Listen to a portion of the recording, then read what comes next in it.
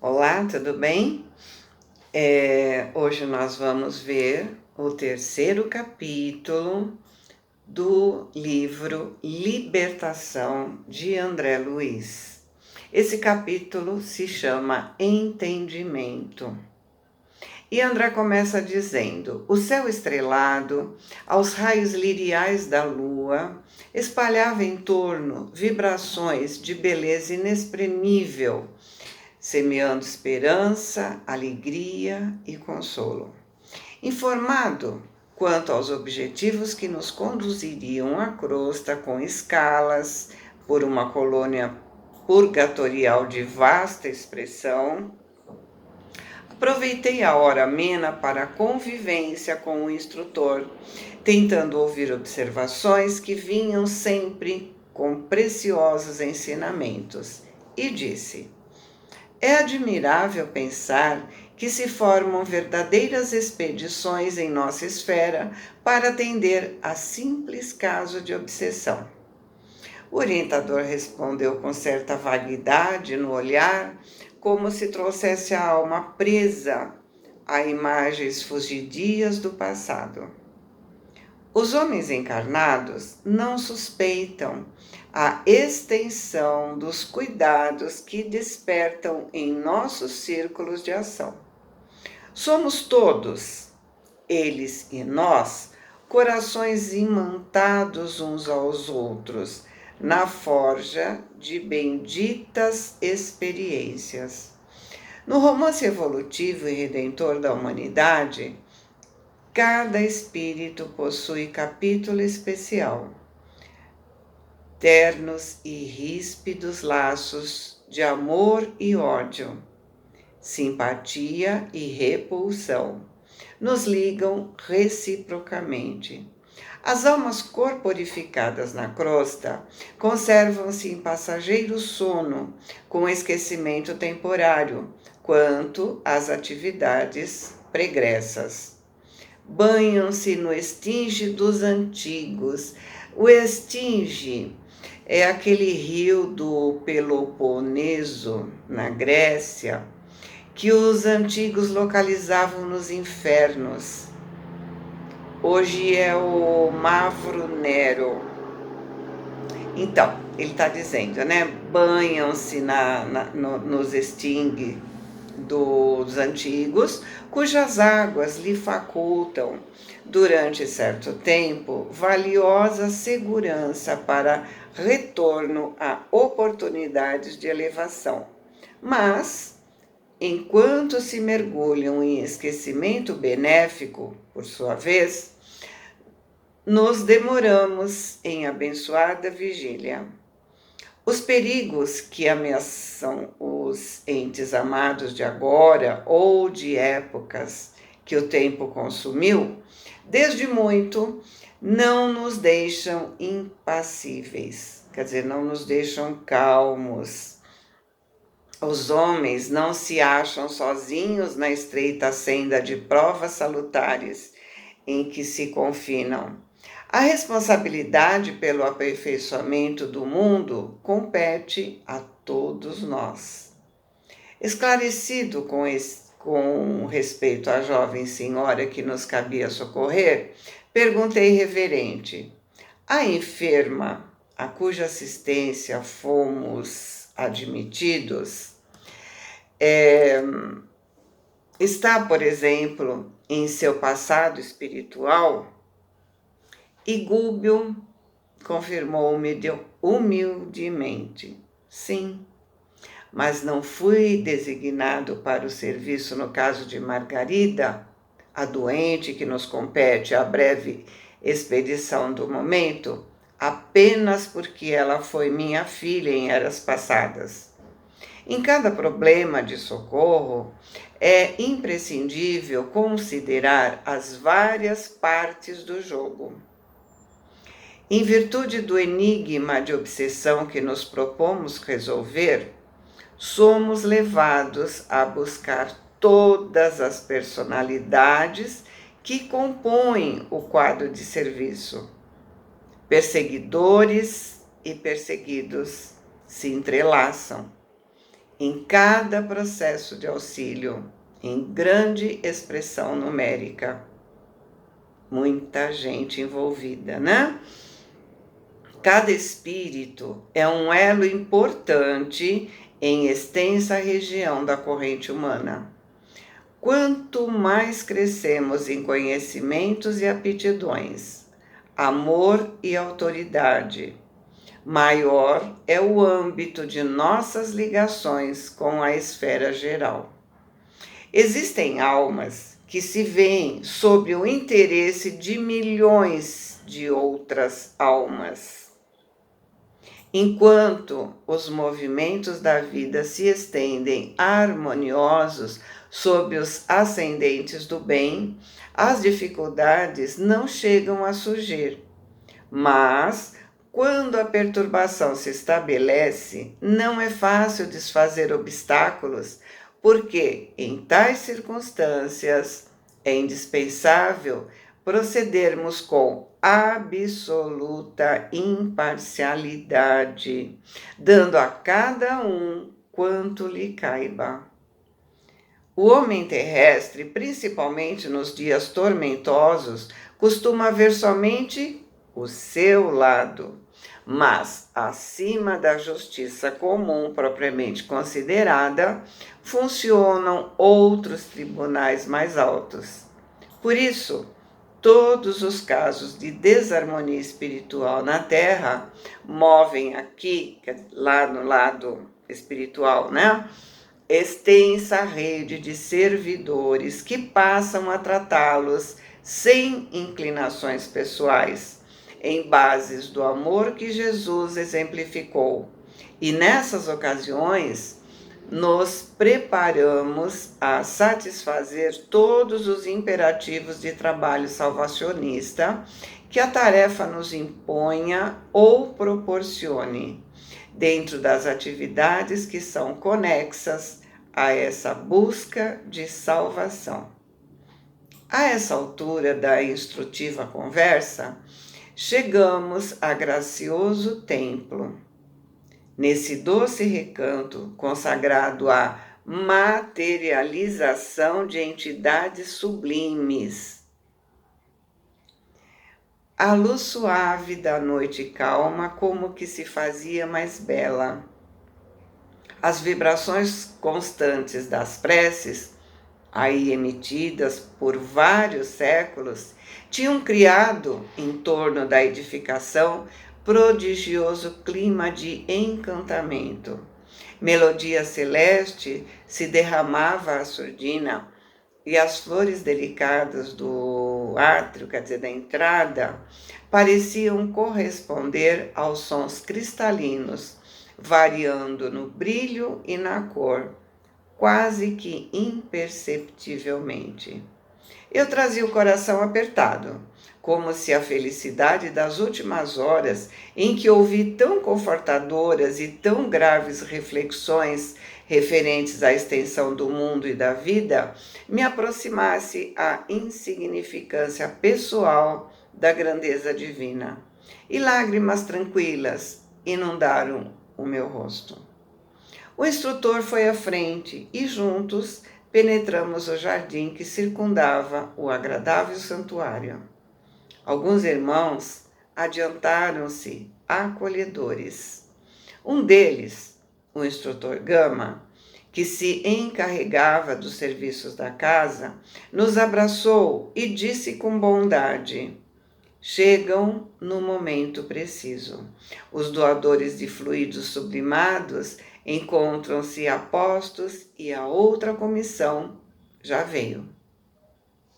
Entramos sem demora. Soube de imediato que outro grupo, constituído, aliás, por duas irmãs, ali se achavam com o objetivo de receber instruções de serviço para esferas mais baixas.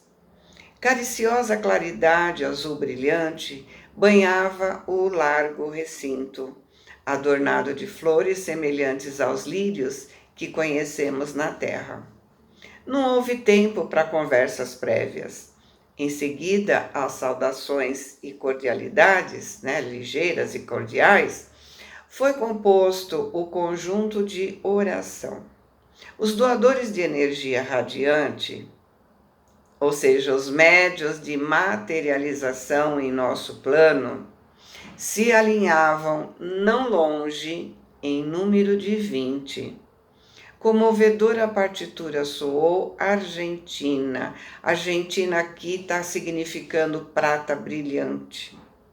Né? Então, comovedora partitura soou Argentina e leve, em aposento próximo, nos predispondo à meditação de ordem superior.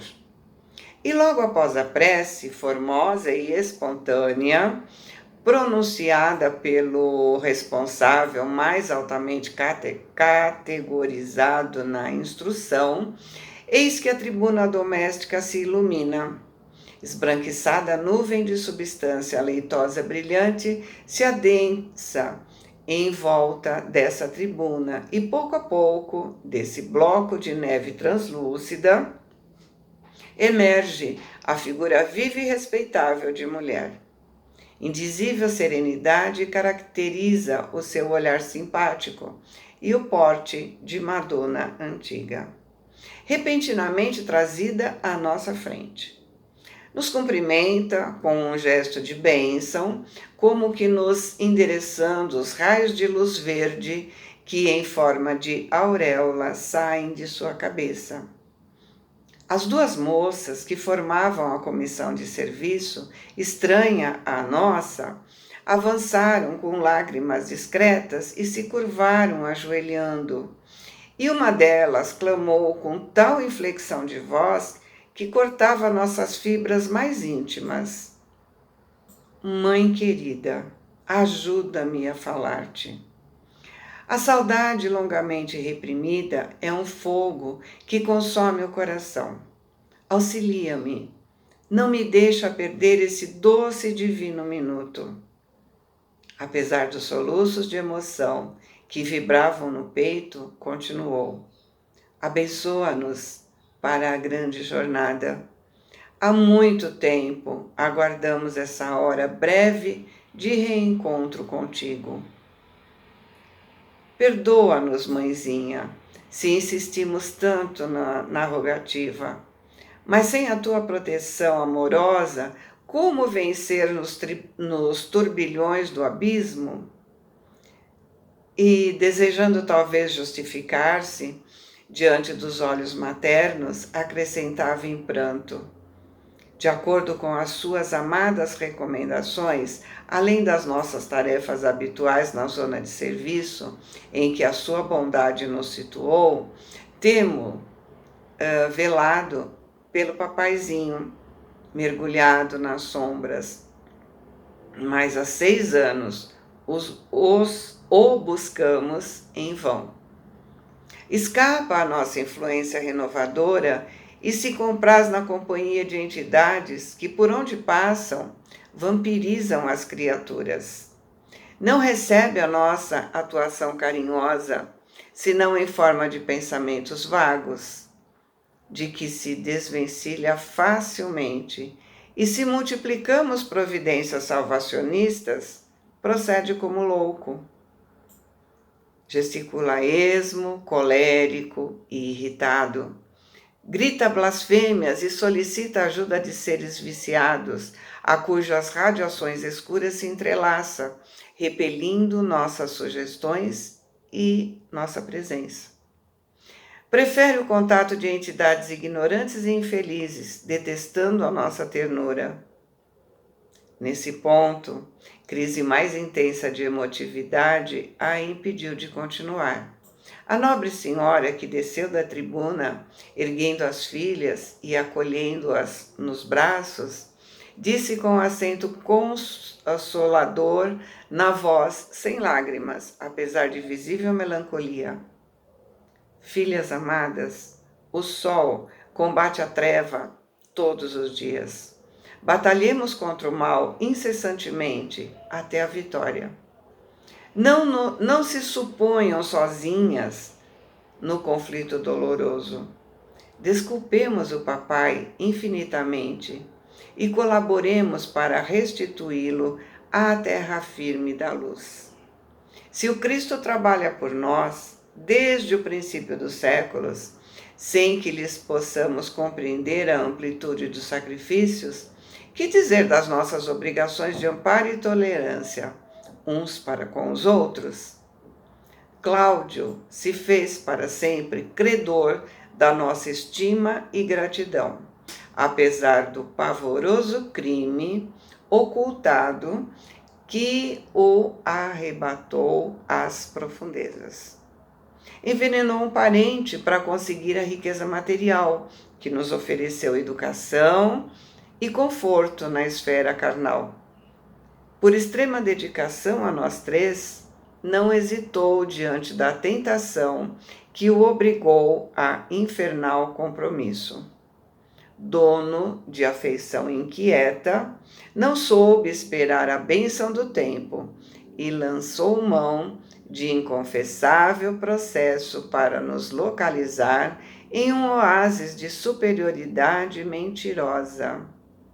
Para que ele nos sentisse garantidas e felizes, viveu durante 40 anos consecutivos entre o remorso e o sofrimento, psiquicamente sintonizado com espíritos maliciosos e vingativos das sombras, mas na realidade, sobre as aflições dele, nos foi possível atravessar a abençoada existência de progresso e conforto, numa casa ditosa, feliz, abençoada e farta, sem sabermos que em nossos alicerces espirituais vivia um ato escuro de assassínio e violência. A essa altura, a entidade materializada chorou comovedoramente. Abraçada às três, num quadro emocionante e mudo, a mãezinha encontrou recursos a fim de prosseguir. Mas voltaremos ao campo de luta regenerador e benfazeja. Que vale para nós a paisagem celestial sem a libertação daqueles que amamos? O coração amoroso atormentado abdicará do ingresso numa estrela para persistir ao lado de um ente querido, em duelo com as serpentes de um charco. Poderíamos gozar, por acaso, o espetáculo augusto das esferas resplandecentes, ouvindo sua harmonia, indefinível, numa situação de destaque adquirida à custa daqueles que gemem e desfalecem nas trevas? Abandonar quem nos serviu de degrau em plena ascensão divina é das mais horrendas formas de ingratidão. O Senhor não pode abençoar uma aventura, uma alegria, colhida ao preço de angústias para aqueles que as deram para nós. Estou convencida de que há mais grandeza no anjo que desce ao inferno para salvar os filhos de Deus, transviados e sofredores, do que um mensageiro espiritual que se dá pressa em comparecer diante do trono eterno para louvá-lo, com esquecimento dos próprios benfeitores. A venerável mãe enxugou o abundante pranto e prosseguiu. Então, minhas filhas, esqueçamos o que somos hoje, para socorrer os que, com o propósito de nos servirem, caíram num despenhadeiro sinistro e tortuoso. Saudemos nossas dívidas secretas com abnegação e devotamento. Mais tarde, receberei Antônio, o sobrinho envenenado, em meus braços maternos, reaproximando-o de Cláudio, através da cordialidade e do respeito vividos em comum. Vou ensiná-lo com alegre ternura a pronunciar o nome de Deus e a desfazer as pesadas nuvens de revolta que cobrem sua vida íntima. a fim de incliná-lo à compreensão e à piedade com mais eficiência, me comprometi a acolher também no seio materno as 6 criaturas desviadas do bem, às quais se apegou, desvairado nas regiões inferiores, em face da culpa de quem nos foi desvelado amigo. Meu afeto reinará dificilmente num lar repleto de corações menos afins com o meu, onde Jesus me ensinará a soletrar, venturosa, a doce lição do sacrifício silencioso. Muitas vezes lidarei com a discórdia e a tentação, mas não podemos acreditar em felicidade de improviso. Conquistaremos, em cooperação abençoada, aquela paz que Cláudio sonhou para nós e que ele próprio não desfrutou.